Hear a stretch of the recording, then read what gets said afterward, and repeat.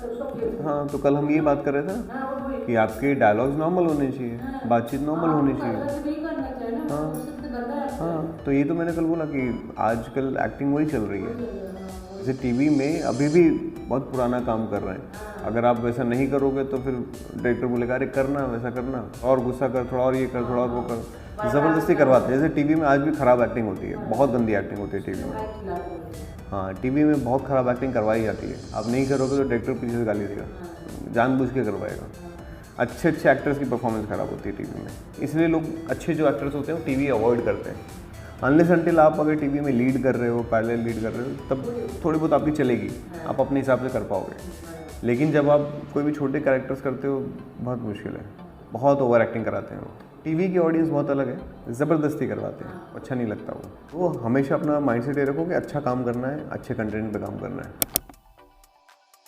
अब आप लोग जो पूछना चाहते हो एक्टिंग से रिलेटेड, कोई ऐसी चीज़ जो आपको डिस्टर्ब कर रही है, कुछ आपके दिमाग में है, तुम्हारे अगर कुछ क्वेश्चंस हैं तो वो पूछ सकते हो। कुछ रेडी किया तुमने? जैसे कि कोई न्यू एक्टर है तो जैसे रिक्वायरमेंट है रिच लुक की, ठीक है, तो कितना मैटर करता है आपका हेयर स्टाइल, लुक, बियर्ड वाला विदाउट बियर्ड? मैटर करता है। अगर उसमें साफ साफ लिखा है कि रिच लुक चाहिए उन्हें, तो फिर आपका पूरा गेटअप, जैसे आप अपने आप को कैरी कर रहे हो, फिर आप एक नॉर्मल टी शर्ट में अगर भेज दोगे तो मज़ा नहीं आएगा। फिर आपको फिर अच्छा ब्लेज़र पहनना है या सूट पहनना है और आपको लगना है रिच लुक। मतलब बेसिकली प्रॉपर ग्रूम्ड इंसान हो, हेयर स्टाइल अच्छा हो उसका, बाल वाल अच्छे किए हो। अब जैसे भी आपके बाल हैं, आपने अच्छे से जेल वेल लगा के उसको सेट किया है, अगर दाढ़ी बढ़ रही है थोड़ा सा ट्रिम कर लिया उसको, आप जैसे भी हो, क्योंकि अमीर इंसान तो कोई भी हो सकता है ना, पैसे वाला तो कोई भी हो सकता है। ऐसा थोड़ी कि गोरा इंसान होगा तो ही पैसे वाला होगा, सांवला होगा तो पैसे वाला नहीं होगा, जिसकी हाइट छोटी होगी वो पैसे वाला नहीं होगा, तो कोई क्राइटेरिया नहीं है। तो एक छोटी हाइट वाला या एक सांवला इंसान या एक बहुत लंबा इंसान और पतला इंसान, वो भी अमीर हो सकता है। लेकिन अमीर दिखेगा कैसे? तो बेसिक एक माइंडसेट है लोगों का कि अमीर आदमी ऐसा लगता होगा। एक ही पर्सोना है, बस एक वो लोगों ने दिमाग में बिठा रखा कि अमीर आदमी शायद ऐसा लगता होगा। धीरू भाई अंबानी शायद ऐसा नहीं लगते थे, अनिल अंबानी नहीं लगते, मुकेश अंबानी शायद उतने, ऐसे कोई देखेगा सामने तो बोलेगा नहीं कि यार ये दुनिया का वन ऑफ द रिचेस्ट आदमी है। इन लोगों के दिमाग में माइंडसेट है कि जो अमीर होते हैं वो ऐसे लगते हैं, वो सूट वूट पहन के एकदम, जूते और बढ़िया कपड़े और हेयर स्टाइल वाल जेल वेल लगा के एकदम क्लीन शेव अच्छे से सेट करके, अगर दाढ़ी भी है तो प्रॉपर ट्रिम करके। तो ये माइंडसेट कास्टिंग डायरेक्टर्स का भी है।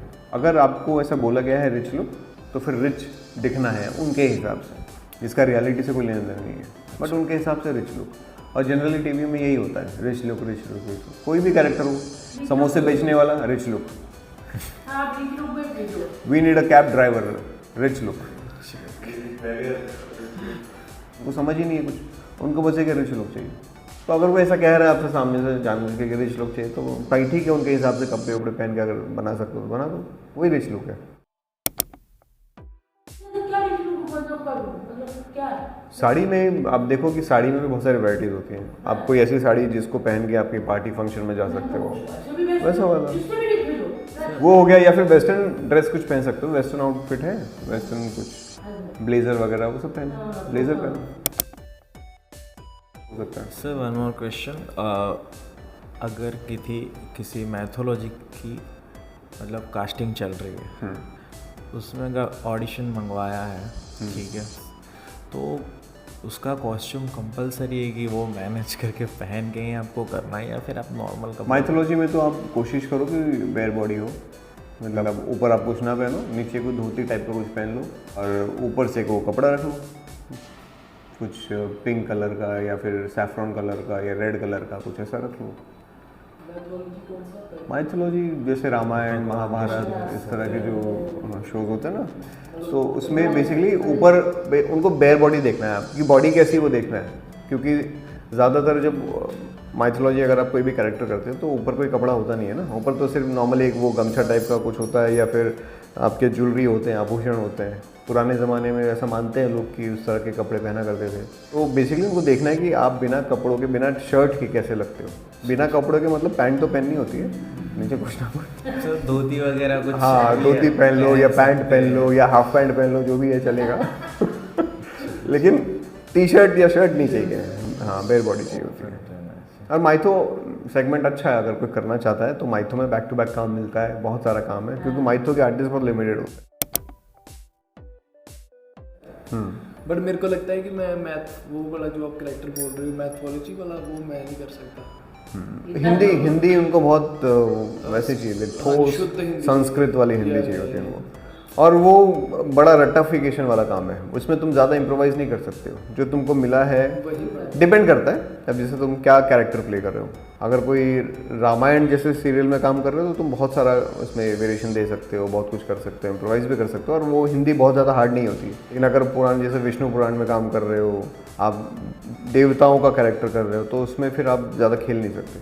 तो जो लाइन दी गई है वही रटो और वही बोलो, वही रटो वही बोलो। एक चीज़ नोट की है कि उनके एक्सप्रेशंस ब्लैंक होते हैं फेस में, जब वो लाइंस बोल रहे थे कोई एक्सप्रेशन नहीं देते हुए। तो ज़्यादातर माइथोलॉजी के एक्टर्स ऐसे होते हैं, वो भी परेशान होते हैं, बेसिकली उनको भी काम नहीं करना था, सिर्फ पैसे के लिए काम कर रहे होते हैं मोस्ट ऑफ दम।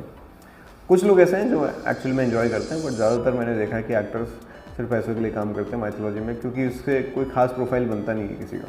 या तो अगर आप लीड कर रहे हो और आपके ऊपर शो है, जैसे आप भगवान राम कर रहे हो, भगवान शिव कर रहे हो, विष्णु कर रहे हो, और आपके ऊपर ही शो है, तब तो आपका नाम हो जाएगा। अदरवाइज बाकी कितने कैरेक्टर आते हैं और जाते हैं, क्योंकि आपका गेटअप ही ऐसा होता है, आपने मूछें लगाई हुई है, दाढ़ी लगाई हुई है, और वो कोई पहचान नहीं पाएगा कौन है यार।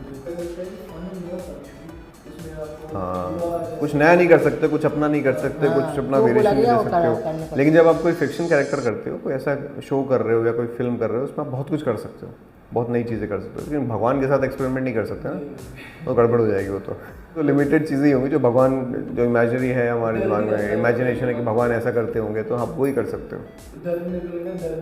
हाँ, हो गई, ऑफकोर्स होता ही है, इसलिए क्रिएटिव्स होते हैं, वो काम कर रहे होते हैं कंटिन्यूसली, हर स्क्रिप्ट पे, हर एक एक लाइन, एक एक वर्ड पे ध्यान दिया जाता है, आप क्या गलत कर रहे हो, क्या कर रहे हो, इसलिए जो लिखा है वही बोलना है बस, उसके अलावा और कुछ नहीं।